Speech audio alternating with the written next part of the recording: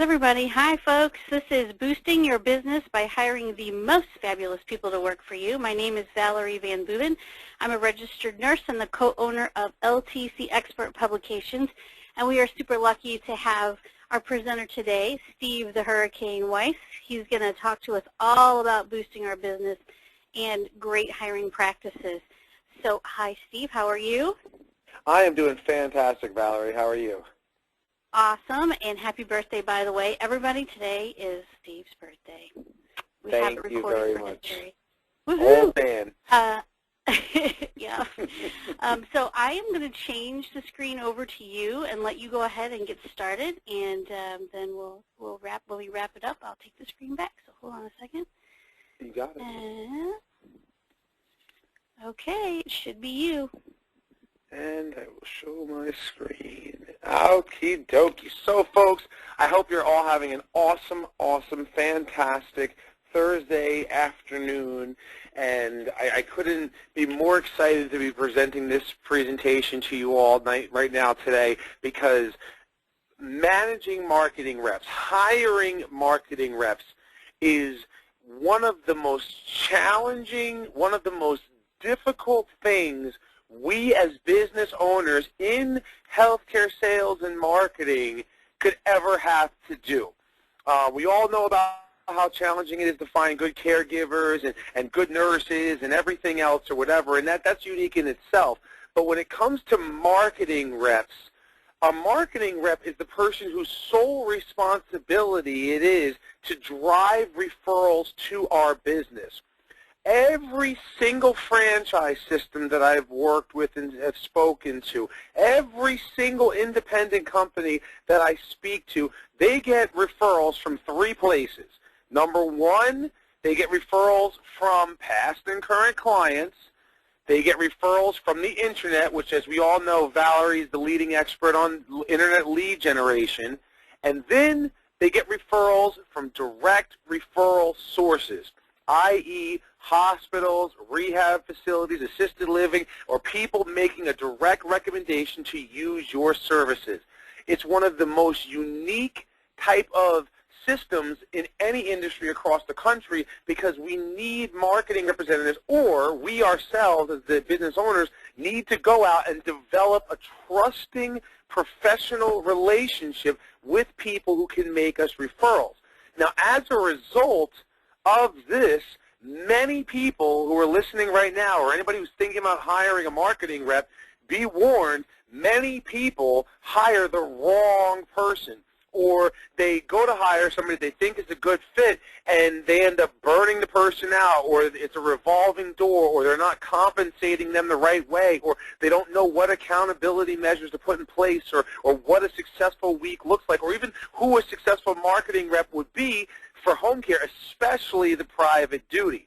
So that's what this program is all about. And I'm not going to have time to go through everything with you, because this is a long presentation, but I'm going to give you, at the very least, the who should we be hiring, who should be in our team, what kind of personality traits, what interviewing questions we should be asking, and everything else, so that if we're looking for a marketing rep, or we're in transition or whatever, we know who to go after. And I actually will tell you a little story myself. I myself have been in the healthcare business for almost 10 years now. I started out as a marketing rep for CareChoice Home Care Company. That's the company you see on the screen right now. My old business partner, Brian, he started the business in 2001. I came on in 2005. When I came on, I was his director of business development.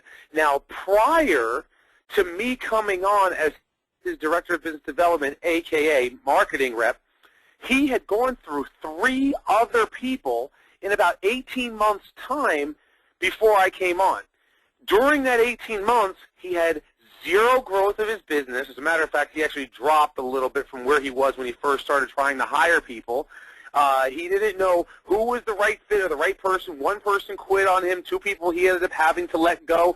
He wasted probably a good $100-something thousand in salaries, and wasted 18 months of time before he found the right person, which happened to be me. And even when he found me, you know, it was a luck of the draw, because every single person, you know, you never know before going into it. But He just had to go on his instinct that he thought I was the right person, which was his fourth time trying this, and it happened to be the right fit. So to avoid this being you, that's why we're doing this presentation today. So when it comes to hiring the right marketing person, the first type of personality that we're looking for is we need that hunter mindset. All right, we need that kind of person who we can say, we want you to go out and make the kill, and they will not come home until they've brought the kill home, all right? What do I mean by that? You know, we all have a defined target customer.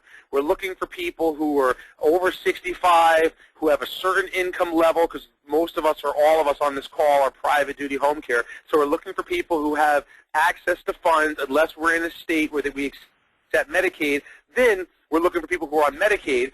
We're looking for people who can get into the hospitals, who can get into rehabs, who can get in front of physicians, who can get in front of all the people who can make a professional referral to us. That is a very, very difficult position to fill. That is not your average person. Your average person cannot get past the gatekeeper. They can't get in front of it. They can't win people. They're not that hunter mindset.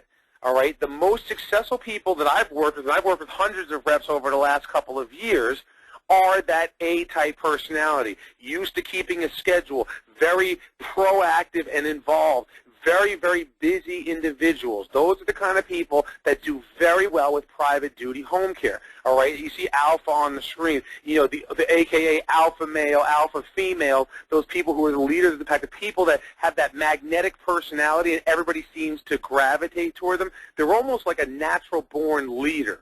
Those are the kind of people that you want to be your marketing rep, because those are the ones that are going to get the heads turned and be the most memorable when it comes time for getting a referral. Sales experience is a must, but not healthcare specifically. You do not have to hire someone with healthcare. I can't stress this enough. Private duty, all right? We are private duty. Most healthcare representatives are selling a product that is insurance paid or insurance covers it. So it's a much easier referral to get than someone who is looking for private pay. One of the biggest challenges, one of the biggest reasons why social workers don't refer private duty home care is because they feel people can't afford it.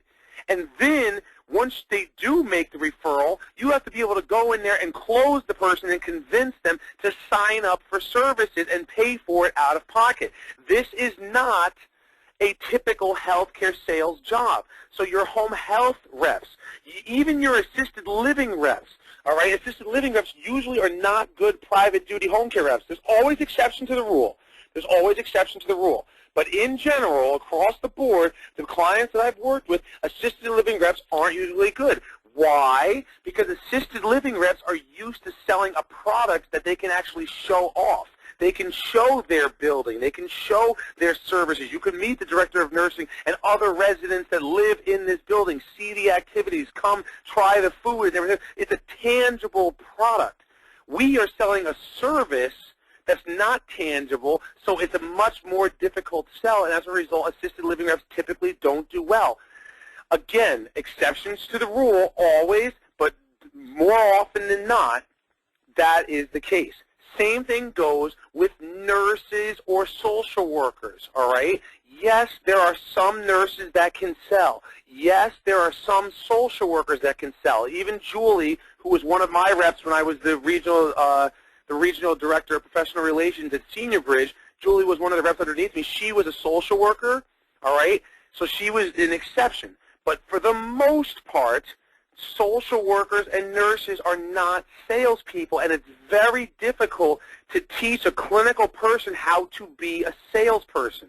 Many of the people listening on this message right now, if you're the business owner, a lot of you probably are nurses yourself, and you probably have a challenge marketing and selling. Not all, but probably some of us probably say, yeah, I hate marketing or selling, or I'm good at it, but I don't like doing it, and that's what most nurses say, and we tend to gravitate towards working with our clients. We need people who gravitate towards making the phone ring. Sales experience, specifically, now I'm not talking auto sales or something like that, but specifically business-to-business sales. Someone who's used to going into an account, making multiple visits before they sign a contract to get the business or whatever, those people excel in the private duty home care marketing position. I'll even give you myself as the example, all right? I myself was a business-to-business salesperson. I sold dairy products, all right? So as a result, I went to supermarkets, convenience stores, and restaurants every single day. I would have to go to some of these accounts who had been with other milk suppliers for years and win them over to get them to sign up and buy milk from me. Sometimes it would be a couple of weeks. Sometimes I'd walk into a brand new store and they'd sign up. Other times I'd have to go there for 2 or 3 years on a regular basis until they finally got fed up with their supplier, and then they went to me. So I had a high tolerance for rejection. And that's the kind of person you're looking for. And that's part of the reason why I excelled myself and almost every person I've ever hired, and I've worked with hundreds of home care companies across the country, folks, almost every person who's been from outside of healthcare with that business-to-business sales experience has excelled at this position. So you don't have to stay within healthcare. Now, if you do want to stay within healthcare, there are 2 healthcare reps that I do like for private duty that usually do well. One is ex-pharma reps. So those pharmaceutical reps usually do very, very well in the private sector, and your hospice reps. And the reason why I say hospice is because hospice is used to having to get a referral and then convince that referral to come on services, just like with us with private duty. We get a referral and then we have to close that referral. So it's the same concept. The pharma reps, they're just like me with the dairy background. They have to go into places and get contracts at SNFs or get physicians to refer them for drugs that they're probably already working with someone else, and that could be several weeks, several months, several years, or whatever. They have that high tolerance for rejection. So those are 2 healthcare positions who usually do very well in the home care position, but for every other position, you're much better off with somebody outside. The other thing I like about hiring somebody from outside the healthcare industry, I know I jumped up a little bit ahead here, but just to kind of backtrack, the other reason why I like people from outside the healthcare industry, people who are outside the healthcare industry don't know the healthcare industry yet. So they don't have any experience, good or bad, to bring into your business. So they have no choice but to learn healthcare from and through you. That means there's no bad habits to break. There's nobody saying to you, well, that's not how we did it at blah, blah, blah, which totally happens, all right? Trust me on this one.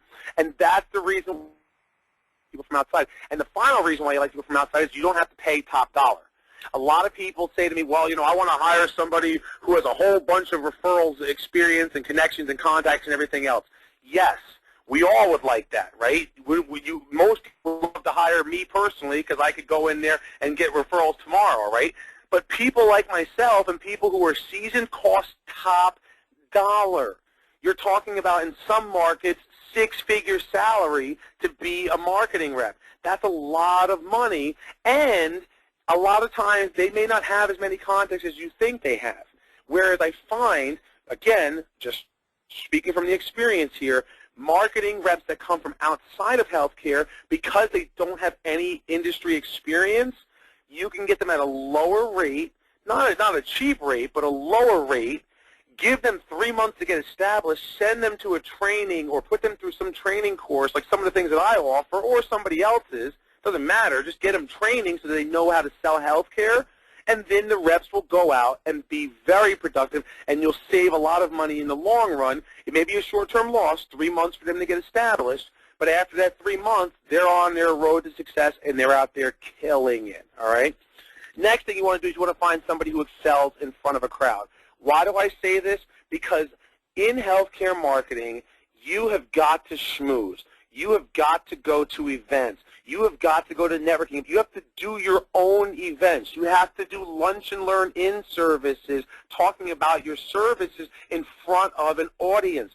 If you have somebody who's shy, who does not like public speaking, and they don't have to speak in front of hundreds of people or anything like that, but they have to be able to speak clearly and concisely, deliver a powerful message to physician groups, to SNF groups, to hospital social workers and discharge planners and everybody else at these CEU events or at these lunch and learn in services and so on. So if they can't do that, they're not the right person for you. So asking somebody, what kind of experience do you have speaking in front of an audience? That's a very good question to ask on an interview when you're trying to hire a marketing rep, all right? Another thing that you want to talk about or find out is if they're very competitive and self-motivated, all right? Marketing is also one of those positions where there's a lot of trust involved. You are not going to see your marketing rep every single day, or at least I hope for you, you don't see your marketing rep every day because they should be out on the road marketing. Marketing reps really should be in the office 2 times a week. Once on Monday, everybody should come in on Monday morning and be there until 12:30, 1 o'clock, 2 o'clock in the afternoon, and before hitting the road, they get their stuff together, so on and so forth. And then they go marketing in the afternoon.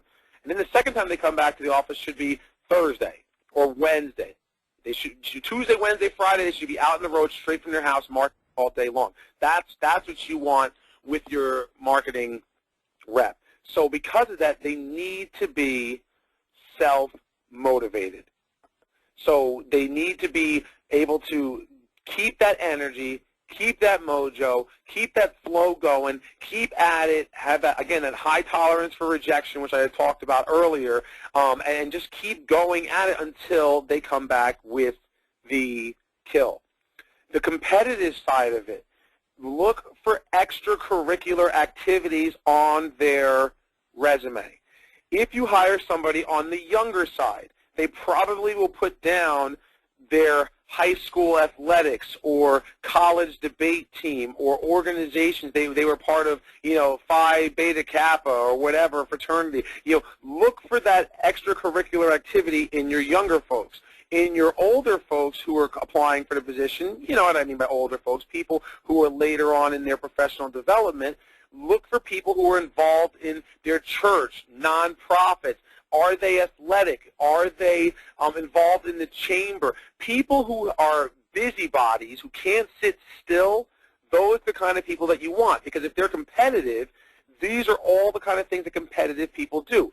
Do they run triathlons? And I'm not talking about just athletes here, but that's just a good example. That's a competitive, spirited person. If they're involved in the chamber, they're usually doing so because they're very passionate and they're driven, a.k.a. self-motivated people. Otherwise, they wouldn't do those things. Are they involved in their church? Are they involved in their community? Or whatever it is out there, look for those extracurricular activities because that translates into a competitive person who wants to do well and impress others. Those are the kind of people that we want in this position. The lone wolf kind of goes back to the marketing rep. You should not be begging your marketing rep to leave the office. All right. Again, I work with hundreds of clients across the United States, and as I talk to these clients, every once in a while I get somebody who says to me, I'm kind of pushing my marketing rep out the door. I'm pushing them out the door. They're always here. They're always here. That is not somebody that you want. That's somebody who likes to be around other people. They may be timid. They may be shy. They may be afraid of marketing or whatever. You need the person who likes to be by themselves. All right. A lot of marketing reps, they like to be around other people, but they can handle being by themselves, and they don't need that team support or that supportive environment where every single day they come in and it's like, yay, Steve is here. Okay, Steve, let's go marketing now. No, they can get up every day on their own and go out and be fine being by themselves and making things happen. That's that lone wolf mindset and mentality that we're talking about. And finally, the last thing is they got to be high energy. They have to be high energy, all right? You can hear the energy and the tone and the pace of my conversation here. Obviously, I'm a high energy person. All of my successful marketing reps are high energy people. They do not have to be Steve the Hurricane, okay? All they have to be is someone who can win others over. You see, winning others over is probably the most important skill set that you can't teach. I can't teach someone how to win another person over, all right? But people are drawn, people like magnetic personalities, and for the most part, in general, magnetic personalities are energetic personalities. The other people around them feed off of the energy of this individual. You ever see a high energy person come into the room and everybody in their chair just kind of sits up and perks up and everything else? That's exactly what you want in a marketing rep, because when that marketing rep shows up at the facility and the gatekeeper says they can't get in there, well, as soon as the person comes in, just from their personality or their spark, he or she, the receptionist, may fall in love with this marketing person and be like, you know what? For you, let me see. For most people, no, but for you, let me see. Because that energy promotes positive energy produces positive actions, which leads to positive results. So you want that high energy. Again, you have to imagine your marketing rep is going to be speaking at Lunch and Learn in-services, doing CEU events, networking, and everything else. If you were to go to an in-service or a networking event and the speaker was boring or they had no energy, would you refer that person? Of course not. So you need someone who's high energy. Again, they don't have to be, I don't care who they are. I don't care if they're gorgeous. I don't care if they look like they got hit by a bus. That's got nothing to do with it, all right? Looks has absolutely nothing to do with it. And sex has nothing to do with it either. I'm talking about male, female. Because a lot of people say, oh, I want to hire a male aide, because a male marketing rep because there's so many females in this industry. That's rubbish. That's garbage, okay? It doesn't matter if you're a man or woman. I have some females that are killing it, and I have some men that are killing it. So it doesn't matter what sex the person is, or their attractiveness, or their age. But these things that are on here right now, those are the things that matter. If they have that energy, people will feed off of it, and they will remember them, and they will perk up every time they come in the room, and that's going to lead them to referring you. Now, as a special treat for all of you who are on this free webinar here, I will give you a copy of the marketing rep job description if you're looking for a rep. All you have to do is email me after this webinar is over. The email address is info@stevethehurricane.com. info@stevethehurricane.com. And this is a job description with everything that you need to place to find the person you're looking for. And again, here are the skills that we're looking for. These are all the things I just spent the last 20 minutes talking about. These are the requirements, you know, and by the way, you see how it says full-time? Folks, trust me on this. Trust me on this.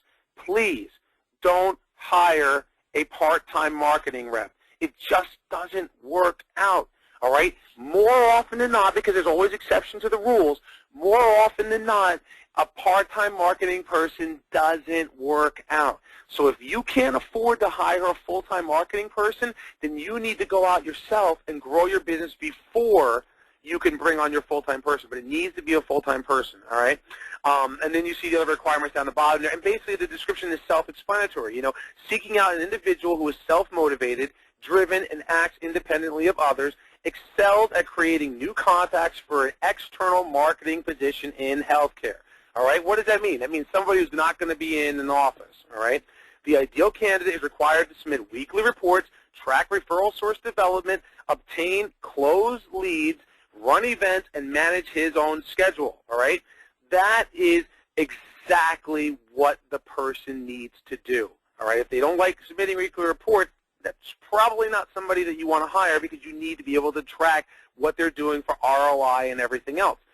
While this is an entry-level position, so this way people see that, you know, this isn't a $100,000 salary, that's why you put that in there, a background in sales and marketing is necessary, all right? So we want people who have some sales and marketing experience, but it is an entry-level position, and you don't need to have industry experience. It even says right in there, it's a plus, but it's not required. Really, we don't really want that unless it's the hospice or the pharmacy, all right, pharma reps. Position officer base salary with commission, bonus, and incentive linked to performance, which is self-explanatory. That right there is a very attractive job, job description for the ideal candidate you're looking for. If you place this, people who are sales and marketing will contact you. If you want to throw anything else in there, business to business would be nice, because we always like that, as I was saying before. So this is the how to hire the right person, and this is how to make that happen. Now, Valerie, can I tell everybody about the thing coming up in New Orleans? Absolutely, you can. You can go ahead and talk about it, because I want to see everybody there. Awesome. So, folks, I'm not sure if you're aware of this or not, or if you've even heard about it. We have a Hurricane Marketing Bootcamp version 2.0 coming up. Over the last 2 years, 2.5 years now actually, I have had the privilege of doing Hurricane Marketing Bootcamps. These are all things sales and marketing seminars on how to grow your business. I have trained thousands of business owners at this point in time. For February of 2015, February 5th and 6th, I have an entirely new program rolling out for this coming year. The Bootcamp 2.0 is going to feature things including managing marketing reps. I told you right now how to hire the right person. At the Bootcamp, I'm going to give you everything you need to hold them accountable. So what are the accountability measures? What a day, a week, a month, and a year in the life of a marketing rep looks like, so they know everything that they need to do to be successful. I'm also, as part of the same program, I'm going to tell you your role in the marketing effort, what you need to do to better support the person to stay out of their way and let them be effective, but also to help keep them accountable so that they're delivering the results and the return on investment of their salary and everything else. Because there's a big part that you play in marketing. You may hire a marketing rep, but it doesn't mean that you're never going to go out there ever again. So there's a lot of things that you need to do to properly support this person to get the growth that you want, which when I say the growth that you want, we're talking 2, 3, 4, 5, 10, $15 million private pay organizations. Yes, folks, those exist out there. Yes, folks, some of those people are my clients, all right? These are the people that I'm talking about. So if you're not at those numbers, contact me or come to the boot camp and we'll help you get there. How to get social workers to refer. One of the biggest challenges we face is getting social workers to refer us. Not only do they not understand what we do as private duty providers, many social workers think that we compete with the home health, which is not true at all. We actually work, and it's a synergistic relationship with the home health companies. But even if they do know how we do and what we do it right, they still are reluctant to refer because they feel people can't afford it. So it's like a catch-22. They have the referrals. We know it, but how do we get them to refer? Well, lo and behold, I personally interviewed 2 social workers who used to refer me back in my day when I was a marketing rep, and they put together a 45-minute tell-all video on who they refer, why they refer the people they do, what their pet peeves are, if you're brand new to them, how to get in with them and how to earn their business, their trust, and everything else. I have an entire training program wrapped around this video presentation, which will be stop and go back and forth and everything else, to teach you everything that you need to know on how to get social workers refer you. And what better way to do that? Don't take my word for it.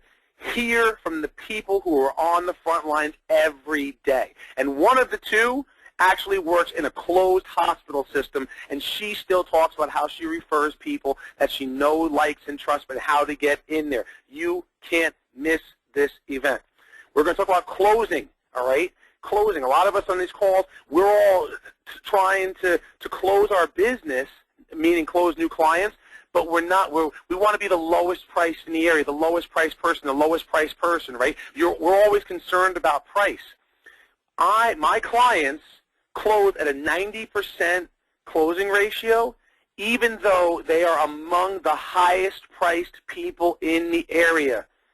We're talking about, you know you're going to do a lot of work for these people. You know you're going to bend over backwards. You want to keep good caregivers. Everybody always says, Steve, how do I get good caregivers? How do I get good caregivers? How do you get good caregivers? You pay them more. How do you pay them more? You have to charge a little bit more than the average in the area, which means your prices are on the high side. And how do you close when your rate is $3, $4 more than the lowest priced person in the area and close on a regular basis? That's the art of closing. That's the training that I'm going to do there. Valerie is going to be presenting twice on online lead generations and things you can do with social media, things you can do with your website, with your blog posting, and everything else to get business online and generate leads, and there's so much more. I mean, I can go on and on. It's a 2-day event. Trust me, you don't want to miss it. We only announced it a couple of weeks ago, folks, all right? I think we announced it in September. There's already 60 companies coming to it. 60, all right? 100 is max. Sign up. Come to New Orleans. It is totally worth it, all right? And, by the way, I put this on here, too. Why did I choose New Orleans in February? It's Mardi Gras season down there. If you've never been to Mardi Gras, it's incredible. If you've been to Mardi Gras, you know what I'm talking about. It's a great time to come down there. The hotel is actually in the French Quarter, right down there, so you can walk to everything. So you can come for the boot camp Thursday, Friday. The boot camp gets out early on Friday. You can go around, have Mardi Gras, and catch a flight home on Saturday or Sunday or whatever. So it gives you an excuse to come to New Orleans for Mardi Gras if you've never been there before. And as a thank you, I gave you all my email address, info@stevethehurricane.com. If you want that job description, we'll email it to you. But also, if you want to register for being on this webinar, we really appreciate it. We're going to give you a discount code, which gives you 10% off the price of the boot camp ticket. All you have to do when you go to register is enter VAL50, all capital letters, VAL for Valerie, VAL50, and that gives you 10% off the price of the boot camp ticket. I'd love to see you there. All you have to do is go to www.stevethehurricane.com/bootcamp. So stevethehurricane.com /bootcamp for all the details. It's going to be a fantastic event. Like I said, we're 3-4 months out, and we already have 60 people coming to the event, 100 max. I hope you can make it in there. We'd love to see you. And I got to tell you, folks, I don't speak. If you all have ever heard me speak, you know I don't speak as much as I used to. I used to travel every month to one event or another, and I purposely don't do that anymore because of family, and I don't have to anymore. And so I've slowed down on the travel. But as long as Steve invites me to speak at his events, I will speak at his events because they are by far the best home care marketing events I have ever attended. And also, I have to say this, you know, usually when I speak at a conference, I don't sit through the whole conference because I've been there, done that, heard that. But every time I go to one of Steve's conferences, it doesn't matter if I'm speaking the next day or the next hour, I'm sitting there in the audience listening because he's so fabulous. So you need to really go. Thank you. With that, and you do that. Yeah, no, I do. I never sit through conferences. And, you know, sometimes I take an hour off here or there, but I have sat through all of Steve's since the beginning, and I'm always amazed. Even if it's the same content I heard before, it's a great time. Just watching the audience have such a good time is worth sitting there, so it's a lot of fun. Yeah, and I know that New Orleans will be a lot of fun, too. So, yeah, we hope you can come. We can open it up for a few minutes for questions, Steve, if you're willing to take a few. Of course. There's a question pane where you can type in your questions in your little dashboard that you have. So if you have questions for Steve, please put those in there right now, and we'll take them kind of first come, first serve. So right now I don't see any questions, but if you have anything, please type it in. And in the meantime, I'll ask a couple of questions. Sure. If you, and I know that, you know, this is geared toward private duty home care, but I see that we have kind of a mix of folks on the line. If you run an assisted living facility or a big, maybe luxury retirement community or something like that, do you have any opinion or experience on the kind of rep that you might hire? I mean, I know some of these things, you know, personality traits apply to any sales rep would be a good one. But for instance, for assisted living, you know, who is the good sales rep? What kind of person do you think would fit that role pretty well? For the assisted living, it depends on the marketing structure of your building. Some assisted livings, they don't have their marketing reps do anything external. So then I would go with somebody who has closing experience and good closing ratios because they're going to be an inside salesperson.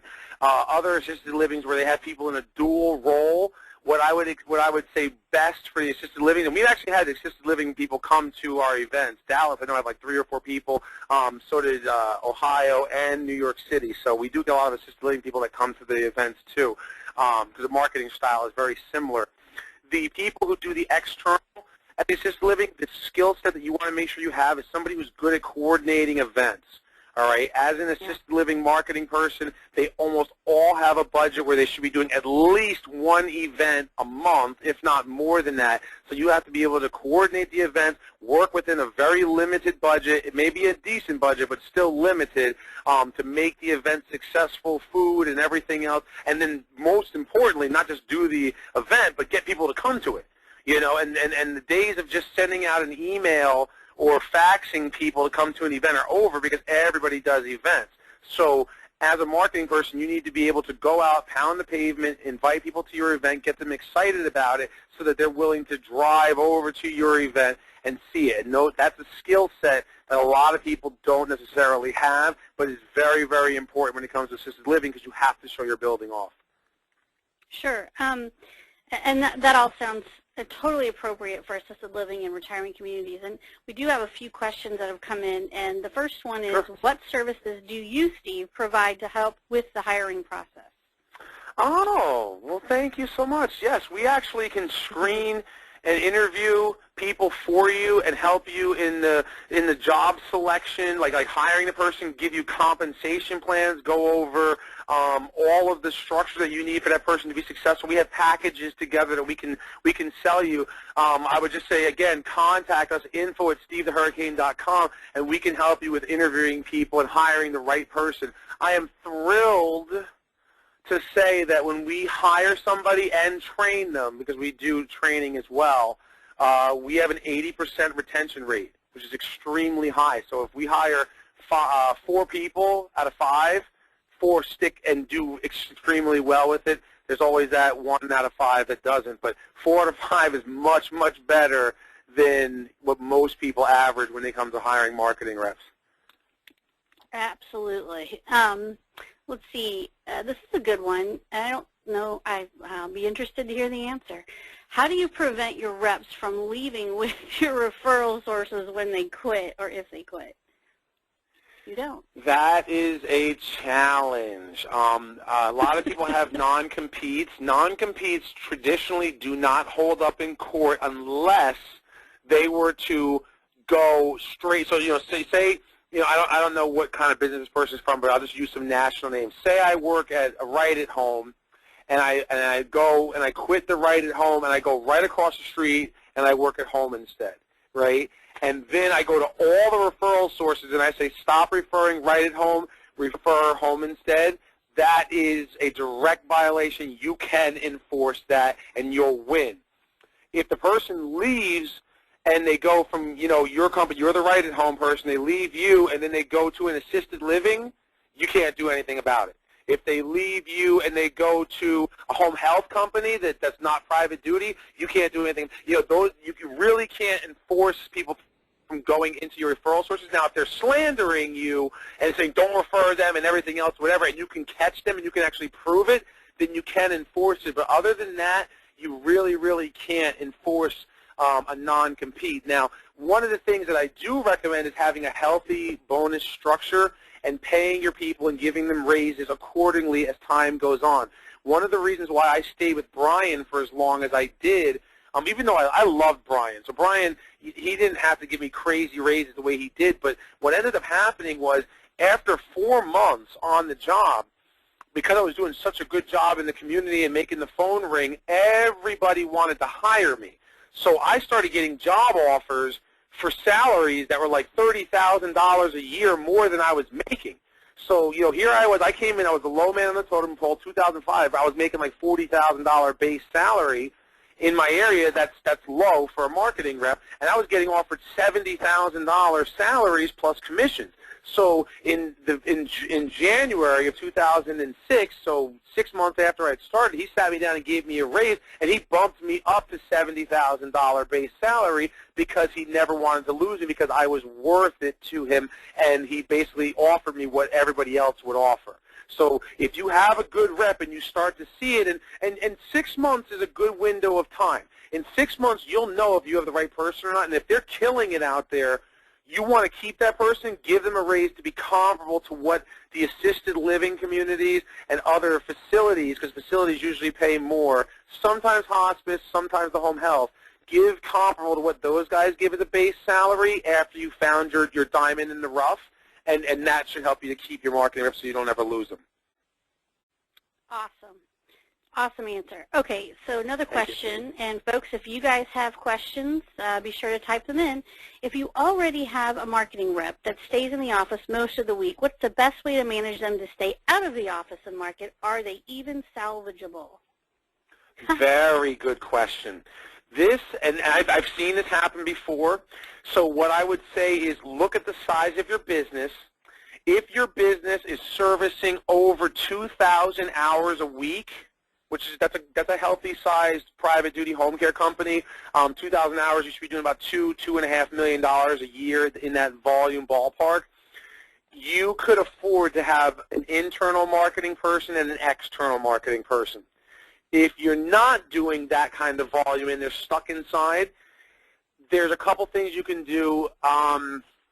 Go marketing with your rep and get them out of the office and go together with them on a weekly basis until they get comfortable going out there, and then they're making connections and contacts. And when you're making connections and contacts with them, at the end of the day, you send that person and say, okay, so now you follow up with this person, go see them again, you do the insert. You kind of set them up for like a month or two every week going out there with them until they're comfortable, and then there's enough follow-up to go out there and do.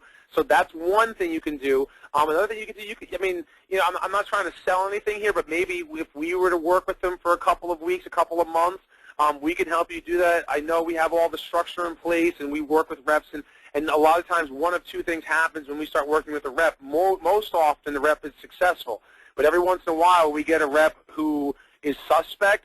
We end up, because as soon as you put the structure in place and what they're supposed to do, they usually fall short of it, and then they end up getting replaced. If you like the rep and they are good, because a lot of times those people who don't like to go out are very good at closing, keep them as a closer, let them meet with the families, maintain the business and everything else. And the reason why I say this, going back to that 2,000 hour a week mark, at 2,000 hours a week, you have enough clients that you should have somebody visiting your clients regularly to maintain the business. Every time there's a problem, every time there's a call out or a no-show or somebody's sick, somebody goes to the hospital, or somebody fell, or whatever, there's a problem with the caregiver and the client. She didn't like the way the client, she didn't like the way the aide made the tuna fish sandwich, or the crazy things that our clients say to us.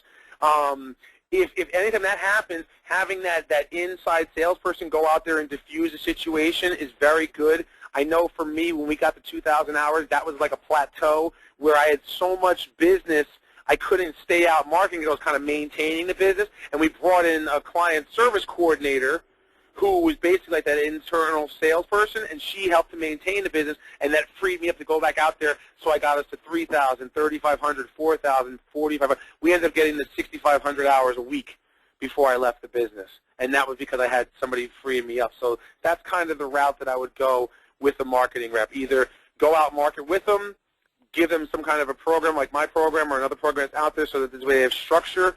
And if that doesn't work out and you have the means necessary to hire another external person and make them an inside closer to maintain the business and keep the clients you have, and as new clients come in, they'll help you grow your census. Those are your options. Awesome. Very good. That was a great question. Steve, oh yeah, very good question.